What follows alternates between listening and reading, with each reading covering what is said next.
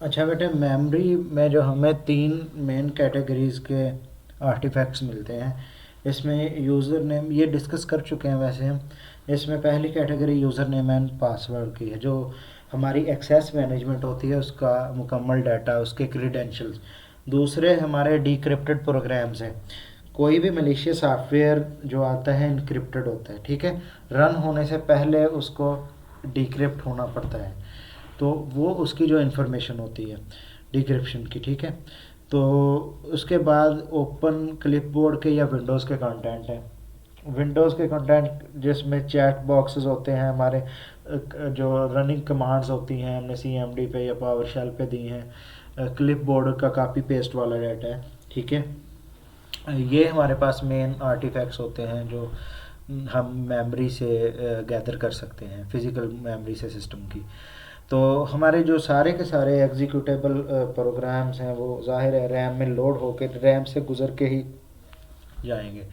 मगर फिर भी हमारे पास हर इन्वेस्टिगेशन का हिस्सा नहीं होता रैम का एनालिसिस, ठीक है। इसकी दो रीज़न्स हैं, एक प्रोसीजरल रीज़न है, दूसरी हमारे पास है फिज़िकल रीज़न।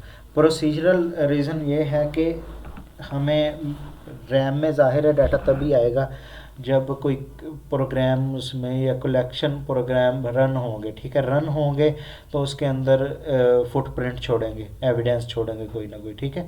तो रन होना सिस्टम प्रोग्राम्स का बहुत ज़्यादा अहमियत का हामिल है। तो हम सिर्फ अगर ये रन होता है तो उसी से बता सकते हैं कि कोई स्पेसिफिक क्राइम है वो अकर हुआ है या नहीं। दूसरा फिज़िकल है।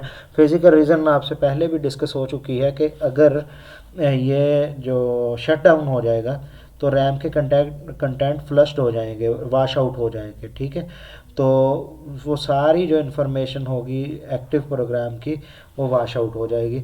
तो अगर इन दोनों में से कोई भी, मतलब जैसे अगर फ़र्ज़ करें जब सिस्टम शट डाउन हालत में मिलता है तो हमें रैम का एनालिसिस करने की ज़रूरत ही नहीं है।